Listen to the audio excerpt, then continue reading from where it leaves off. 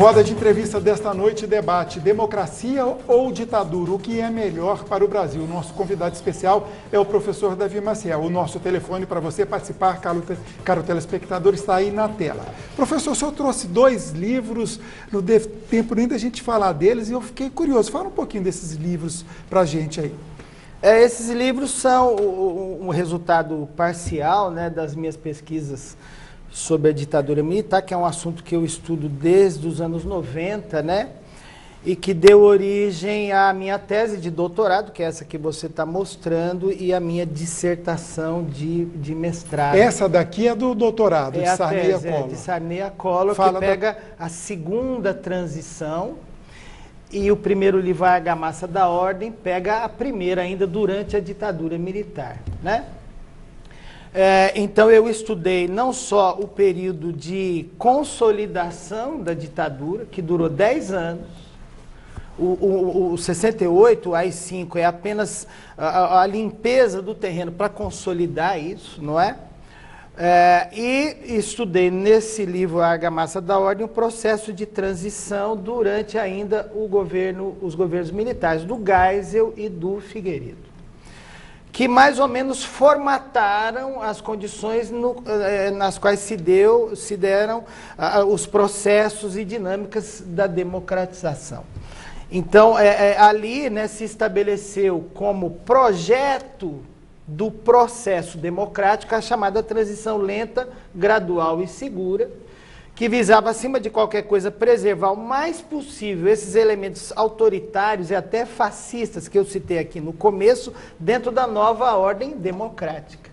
E, apesar de todas as contradições, idas e vindas, o avanço dos movimentos populares, da luta dos trabalhadores, inclusive de setores da oposição liberal, vamos dizer assim, que eram contra isso, apesar de tudo isso, no final do processo se cria uma ordem democrática, institucional democrática, que preserva no seu núcleo duro os elementos centrais do regime autoritário.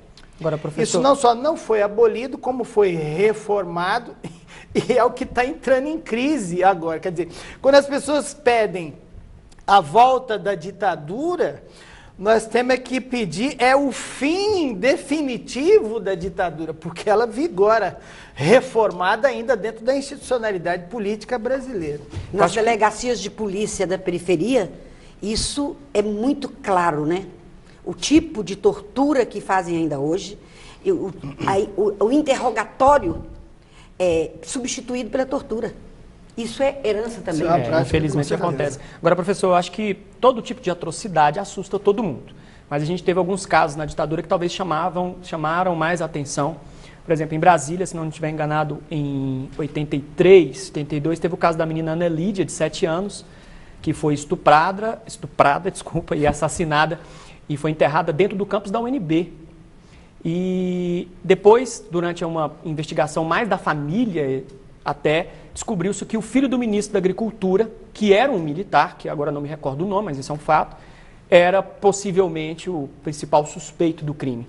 Só que ele era filho de um ministro da Agricultura que era militar e que, por esse motivo, não foi investigado. E esse cidadão morreu sem responder por esse crime. Mas a gente tem vários outros casos de crianças e de mulheres torturadas. Acho que tortura em qualquer pessoa assusta, mas acho que em casos de crianças e de mulheres assusta mais ainda. Eu queria que você falasse um pouquinho do que algumas crianças sofreram, simplesmente por serem filhas de pessoas que eram contra o regime. Um dos elementos da ditadura é que a arbitrariedade ela é impune, claro. Então, a arbitrariedade dos agentes do Estado, sejam eles militares, do aparato repressivo, que a maior parte foi por esse pessoal, mas também de setores que são beneficiados pelo Estado, né? Você cita o caso do filho de um ministro, e isso é impune. Então as pessoas dão liberdade às suas taras e patologias as piores possíveis. Então, na tortura, a gente tem relatos de atrocidades, né, de ataques aos direitos humanos básicos, assim, gritantes. No caso das crianças, né, muitos filhos de militantes que eram presos juntos com seus pais, né, ficavam presos ali 20, 30, 40 dias. A Comissão Nacional da Verdade, que foi implantada há poucos anos atrás agora no Brasil, ela demorou demais a vir, não? Talvez essa demora da implantação de uma Comissão da Verdade, que em todos os outros países, pós-guerra, pós-ditadura, elas são abertas, né? E seria esse período tão longo para se levantar essas informações e disponibilizar para o grande público, que estaria hoje também prejudicando e influenciando essas opiniões, assim, vamos dizer, deformadas, né? Aqui no Brasil, nenhum torturador foi condenado. Exatamente. Então, os militares brasileiros, se a gente comparar os regimes autoritários, foram os mais bem-sucedidos em preservar a sua autonomia operacional, a sua impunidade, a sua capacidade de interferir no processo político que todos os outros. Então, desse ponto de vista, a lei de anistia foi negociada porque os militares não admitiam a volta dos setores de oposição e o chamado processo de abertura sem ter garantias de que os crimes cometidos, inclusive a revelia da própria lei que a ditadura criou. A ditadura nunca legalizou a tortura, isso era ilegal, tudo bem? Eles queriam garantias de que isso não seria tratado, não seria investigado. Naquela época, assim como hoje, não se podia torturar, mas se torturava. Sim, e muito. Olha, sobre tortura, até vamos dar uma aceleradinha, tem muitas perguntas aqui de telespectadores. Eu quero mostrar esse livro aqui, mostro de novo para o João. Esse livro aqui é editado em meados da década de 80. Estávamos redemocratizando ainda o Brasil, nunca mais, prefaciado por um grande brasileiro, Dom Paulo Evaristo Arnes, né, que foi um dos responsáveis pela redemocratização. Cito outro exemplo aqui na TV Brasil Central, nós não vamos ter problema de falar isso, uma série da Rede Record de televisão feita em 2014 sobre as crianças e a ditadura. Está aí no YouTube com 5 grandes reportagens mostrando que inclusive crianças eram torturadas. E o telespectador está fazendo perguntas, eu não posso deixar o telespectador na mão. Tiago Oliveira, aluno do mestrado. Professor, o senhor pode falar do papel de Delfim Neto na ditadura e nos governos do PT e de Golbery como intelectual orgânico? Delfim Neto é uma figura curiosa para o estudo, né? Ele assinou o AI-5 e hoje ele é quase que um comunista na visão dos radicais.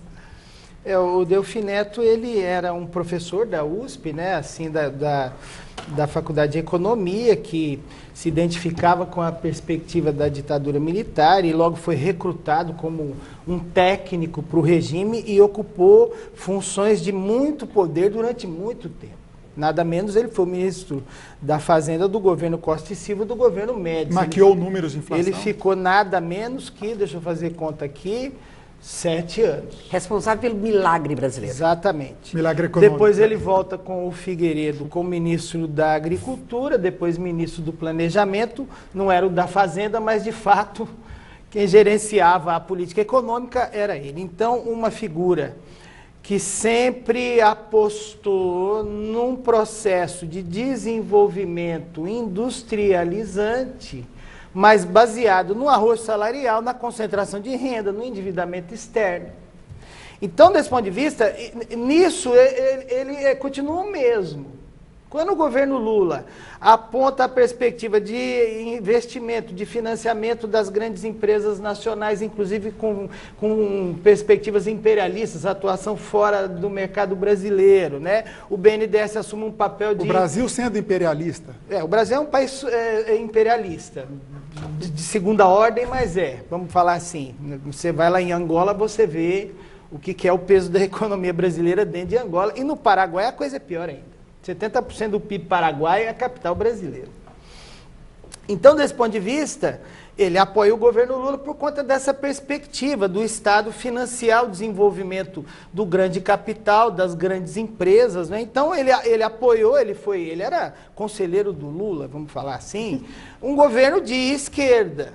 Mas é engraçado, ele nunca fez meia-culpa da participação dele de ter na assinado ditadura, AI-5 e tudo mais. porque ele achava que aquilo ali era correto e precisava ser feito.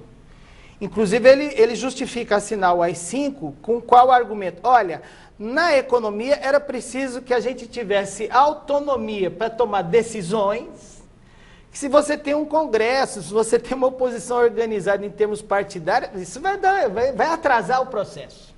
Então, nós é que sabemos, a tecnocracia é quem sabe como é que nós vamos tocar a coisa, então nós vamos tocar e vamos que vamos. Então, desse ponto de vista, ele é o tecnocrata mor do regime militar, tem outros, mas ele é o tecnocrata mor, não só do regime militar, mas de setores do capitalismo brasileiro até hoje. E Golbery Couto Silva, da pergunta ainda. Então, o Golbery, ele é o grande formulador dessa transição lenta, gradual e segura. Ele é o cara que vislumbra a seguinte perspectiva. É melhor abrirmos relativamente o regime para que as forças de oposição possam ser canalizadas para uma arena de luta política que o Estado controla, do que fechar completamente e esses setores partirem para o radicalismo aberto.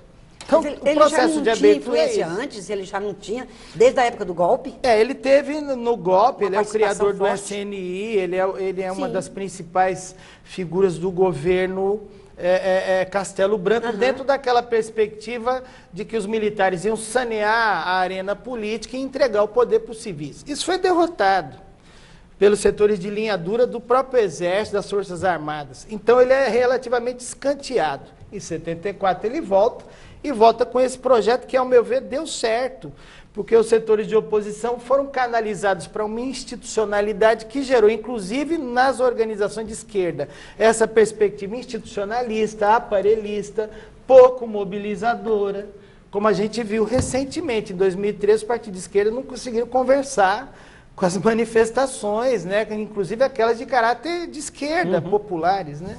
Perfeito. Olha, só para constar, o professor já respondeu, mas em respeito até você, telespectador, o José do setor Bueno, sobre a relação de empresas que hoje estão envolvidas em casos de corrupção com a ditadura. Acho que, de certo modo, já foi respondido e nós temos que ir para mais um intervalo. Daqui a pouquinho voltamos para o quarto e último bloco. Em instantes, estamos de volta.